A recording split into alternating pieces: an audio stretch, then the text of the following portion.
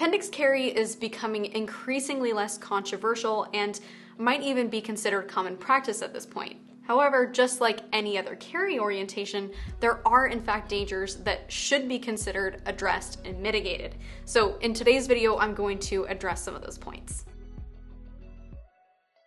Before we even get into those considerations though, I think that it is important for us to address the imperative features that are required in a safe AIWB holster. It must have the following features.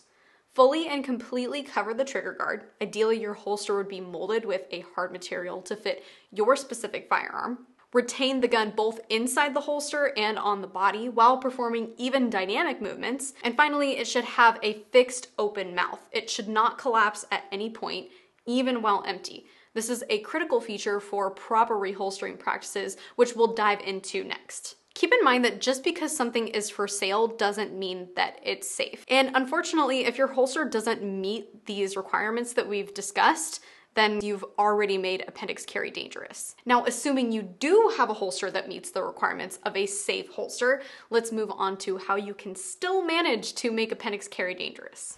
You can fish the gun into the holster, which is also referred to as blindly reholstering. If you're fishing it into the holster, that means that you're looking for the opening of the holster with the muzzle of your gun. Another way you can easily make appendix carry dangerous is by crossing, sweeping, or flagging a part of your body on the way back into the holster. This goes hand in hand with my last point. However, it's not just our pelvis that we can flag. We can flag our arm or our hand or our leg. I've even seen people flag their upper torso. So why does blindly reholstering or even carelessly reholstering make appendix carry dangerous? Obviously, pointing a gun at our body parts is dangerous, which is why it is the #1 rule of firearm safety: keep your muzzle pointed in the direction of least consequence. You know what's not the direction of least consequence?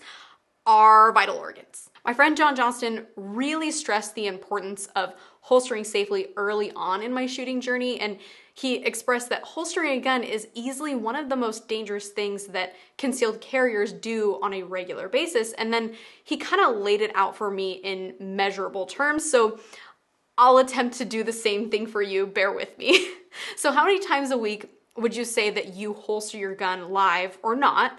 If you dry fire even, say, once a week over the course of 20 years, you will have holstered your gun between 20,000 and 96,000 times. If we're pointing our gun at our body while we're holstering or even drawing our gun, the odds of eventually shooting ourselves are much higher than we should be okay with. Carrying a gun adds risk into our lives. However, it also hopefully reduces risk in our life.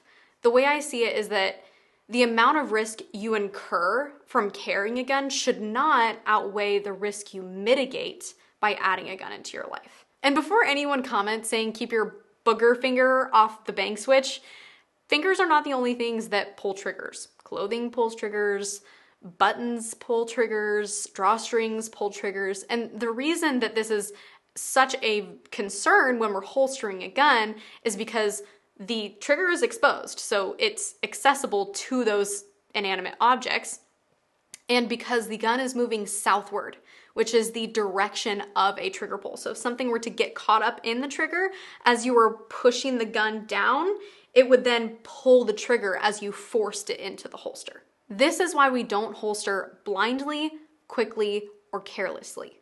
And now for the most important part of the video, how do we avoid making these holstering mistakes? Because again, it's not as simple as just knowing the rules of firearm safety in our head. We prevent ourselves from making these mistakes by building in a repetitive practice of doing so and having a simple checklist that we perform every time the gun goes into the holster. The late Todd Lewis Green of pistoltraining.com was hugely influential in the firearms industry and elsewhere, and was one of the early adopters of modern appendix carry and played a key role in developing what is now a widely taught holstering method for appendix carry. I'll link an article written by Todd on holstering safely in the description below that I would highly suggest that you check out. Holstering a gun safely in between the 10 and 2 o'clock position is as follows. Finger high and on the slide. Bring the gun into your workspace and either index your elbow on your side or index your thumb on your chest. Clear your cover garment and visually check your holster for obstruction. Step your strong side leg back, tip your hips out and or lean back, keeping your muzzle facing away from your body, slowly and reluctantly holster.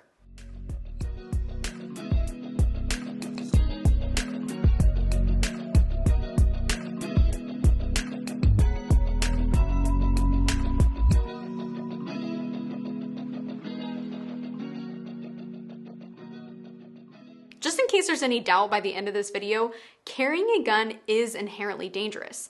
However, we can mitigate a lot of the dangers that it introduces into our lives by knowing the rules of firearm safety, using proper gear, and by implementing safe practices into our gun handling. Holstering safely is such an important topic, and I really don't think that it's discussed enough or with the level of importance that it ought to be in our communities. So if you watch this video and gain value out of it, start implementing those things into your holstering technique and share that with your shooting buddies on the range. Thanks again for watching this video, and I'll see you in the next one.